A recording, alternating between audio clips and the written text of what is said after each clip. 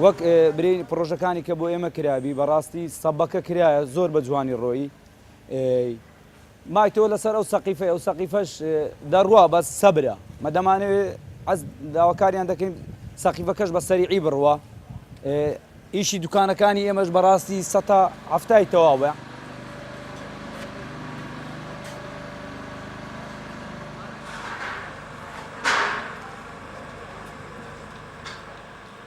ئیستا ئێمە بەڕاستی جەمەلۆنەکەمان بە سێڕۆ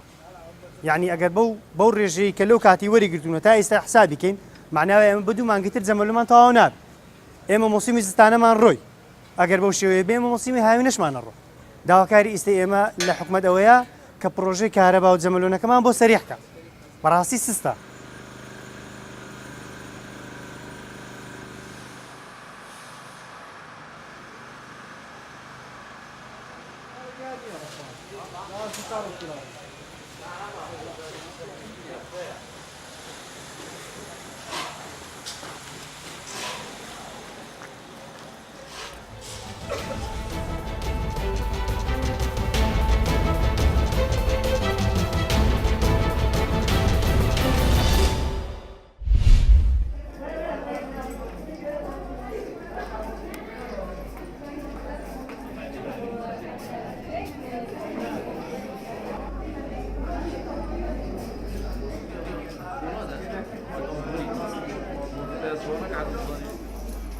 كم جرب شجري خلا خياتي بم والمال جالة جا من محاولات كأسفير بم من أتزاني بس سياساتين في خولي أزباش عالمتي ودرياري وقات كيرني فيستاني كورتاكي خدكا همية جالة باش مدا وفازدار وجبين ما هو دست شانكيري جالك باش بي كم بي بس باش بي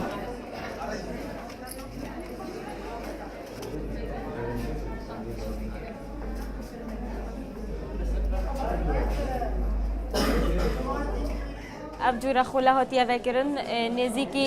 6 که توتی دا بجار بونا اف خوله هنیجی واسه هاتیه چی کرن جلو برگ کردی و کراست آفرت هاتی نچی کرنه اف خوله هنی گله گرنگه بتایبتی بو آفرت جای مال دیر کبتن اوجی همی کاری دسته وانه اوانا بخود چی کرا راسی مفاکی گله که باجی ورگردیه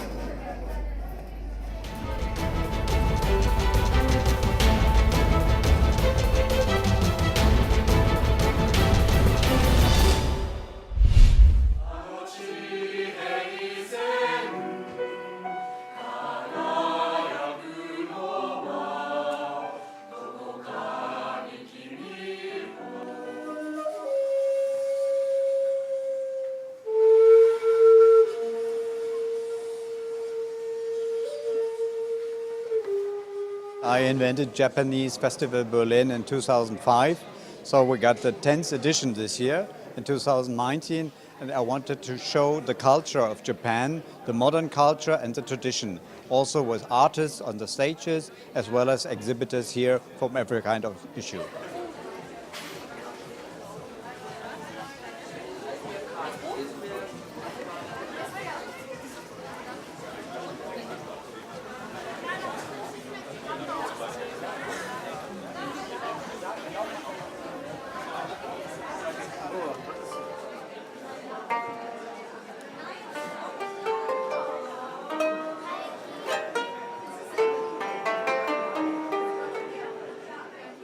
Ich heiße Ritsuko Takeyama und seit 5 Jahren wohne ich in Berlin. Und ich bin Meisterin der japanischen traditionellen Musik und ich lehre japanische traditionelle Musik.